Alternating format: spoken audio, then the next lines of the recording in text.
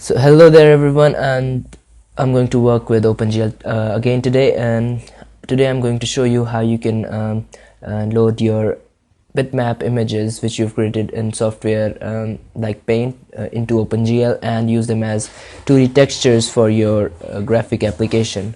So you need a basic knowledge of texture mapping because this is not a texture mapping video. As you can see, I've already done some initialization for texture mapping. I've already defined the texture coordinates for the stuff which we're going to draw, which will be a cube here, and so we need a square texture. And enabling the textures, etc., you need knowledge for that already.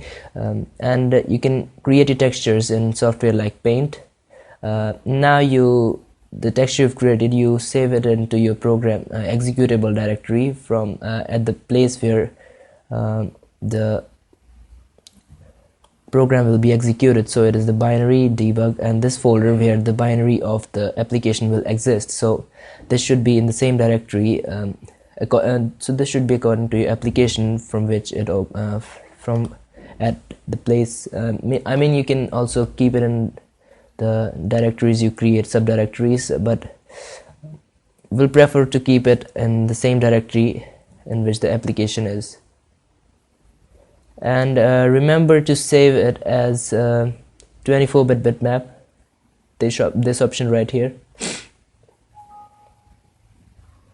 And so we now have a 24-bit bitmap texture saved into the directory, and now we want to load it. So we call the function load texture with the file name, and so this yet does nothing with the file name. It just does some initialization for textures, and so it takes the file name as argument. So we need to create a separate class which will load our bitmap file. So we'll name it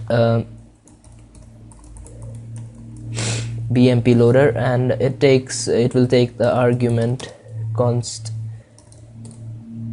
here. The name of the file will be given as argument, so we don't need a virtual deconstructor.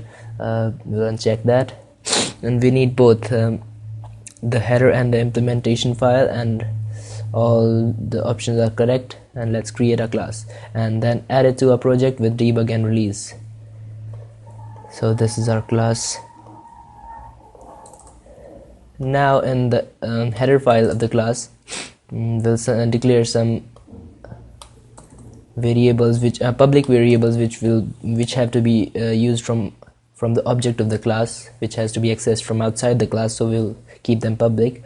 For example, the data in which the variable in which the image data will be stored should be public, because this is to be read from outside the file from the main function.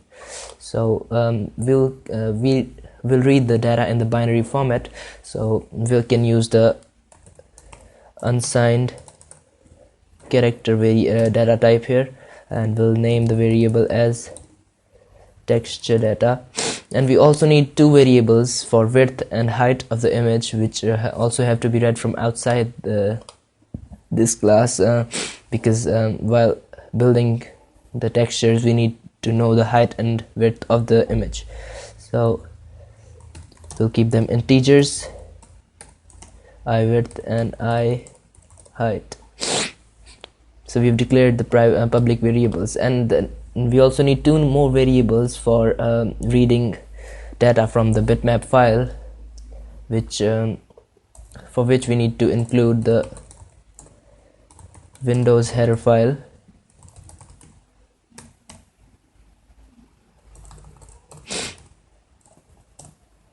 So the variables are the data types. These are actually type definitions, which can help you in reading stuff from the binary file. So these are bitmap file header, so we'll name it BFH, and the other one bitmap info header. So we'll use them to read data from the file, which we will do in our implementation file. So after your object will be destroyed, you need to clear all the dynamic memory that has been allocated. So we have this texture data, so we'll delete this. when the object is deconstructed.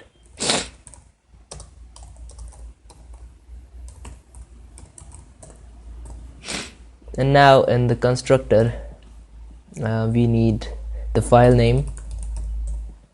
Oops. So we are given the file name of the file as an argument to the constructor. So we now want to load this file. For that we need the header. For the file IO we need the C header stdio.h. So now we can create the file variable, the pointer, file pointer, and assign keep it null for this moment, and then you can use the fopen function to open the file which has been passed to the constructor. So the pointer will be equal to fopen and the file name, and the next is the mode in which the file is to be read. So we read the bitmap files in the binary mode, so we'll type here RB as so a string RB, which stands for read binary. So we'll read the file in the binary format, and then we'll check if the file has been opened, successfully opened. So we can use the if statement for this, if you can handle this how you want, but I'll just print some stuff on the screen. So for that we'll need the iostream header, and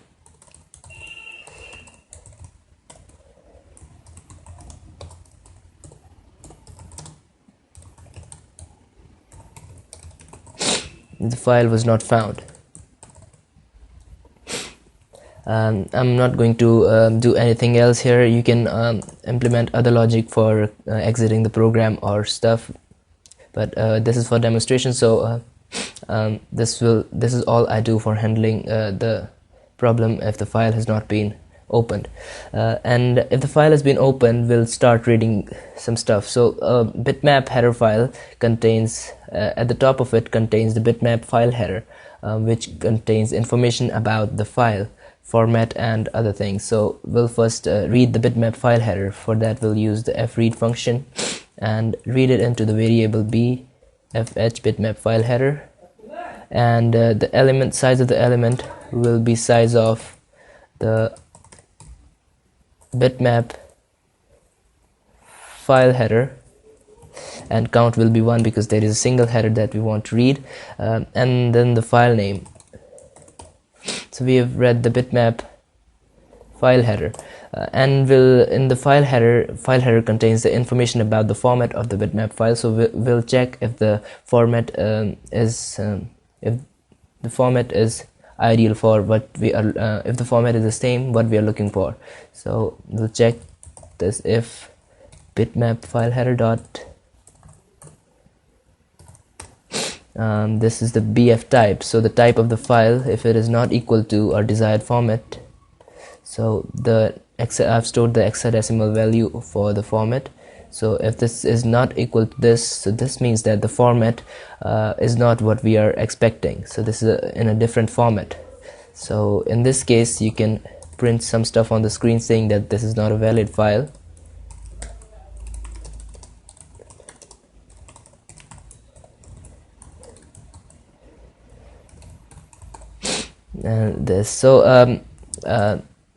The next thing after reading the bitmap file header will be reading the bitmap info header, which contains the information about the bitmap file. So we'll now read the bitmap info header and use fread. The ampersand operator and bitmap info header, size of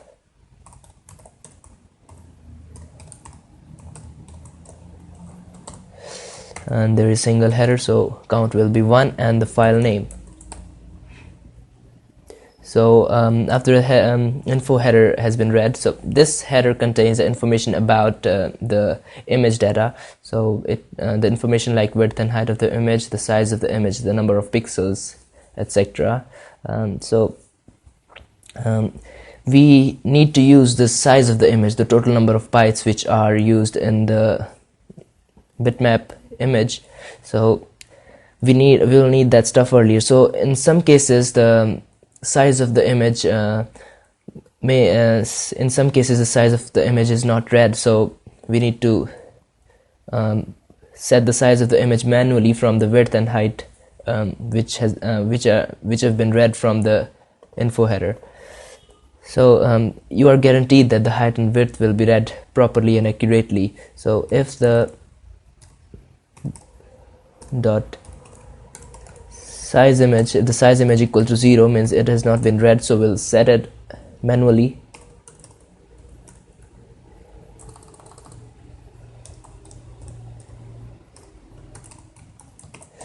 Size image equal to there are 3 bytes reserved for each pixel in a bitmap image. 1 byte is for red, 1 is for blue, and 1 is for green. So 3 bytes for each pixels. So the total size of the image will be the total number of pixels into 3. So we'll first calculate the total number of pixels using the height and the width. So bi height into,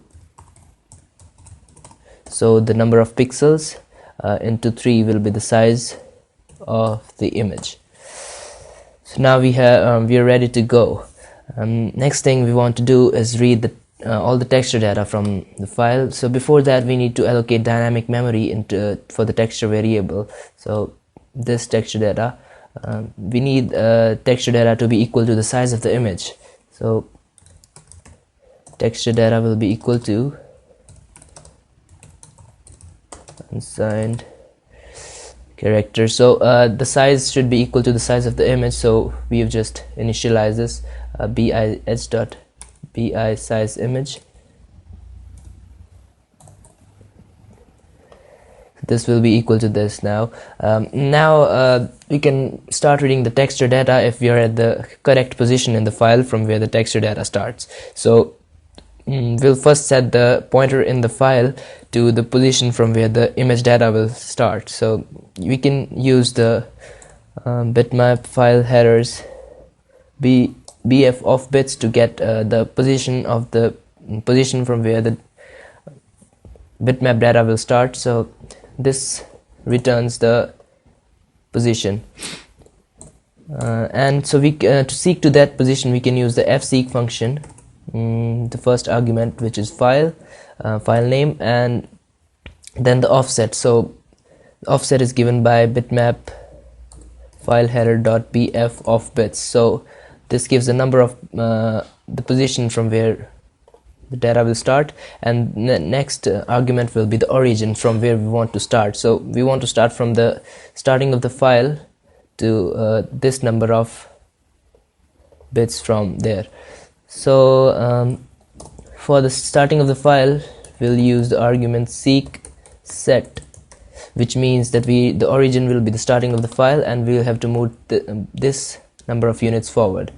So we are now at the correct position to start reading the texture data, and we'll use the fread function again to read the texture data. So note this time we don't use the ampersand operator because this is already a pointer. And the next thing will be the element size, which will be 1 byte, and the next thing is count. So we want to read the number of all the bytes, so this will be the size of the image. So bih dot size image, and the next argument is the file name. So this is all the stuff. So we have now read the texture data from the file. So the texture data in the bitmap format is in the format BGR, but OpenGL uses the format RGB. So we need to swap the red and green colors. So these so we need to convert the BGR to RGB. So what we need to do is we need to swap the first and the third byte, the fourth and the sixth byte, the 7th and the 9th byte, and so on for all the bytes which are in the file, which are read into the texture data. So for that you can use the algorithm which I'm going to use here. For that we will first create a temporary variable to store temporary data. So unsigned character, the same variable as the texture data. We'll name it temp, and now we will use a for loop, I equal to 0 and I is less than the number of bytes which are in the image. So this will be bis dot size of the image, and it will increase by 3 numbers each time the loop will end. So I plus equal to 3. So because we are working on 3 bytes at the same time, so we'll swap the first and the third byte now. So first we'll set the temp equal to the, so let's say that we are starting with the value 0. So texture data with the index 0, the first byte in the array, temp will be equal to the first byte in the texture data, and the first byte will be equal to the third byte,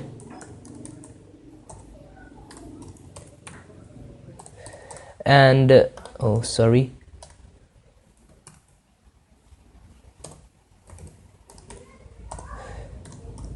first byte will be equal to the third byte, and the third byte will set equal to temp, which holds the value, earlier value of the first byte.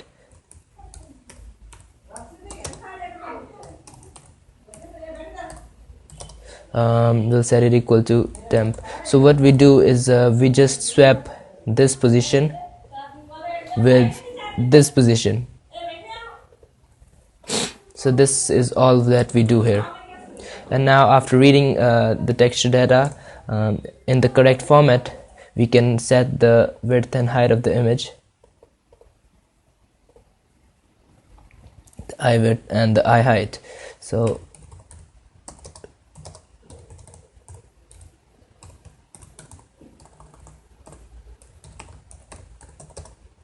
and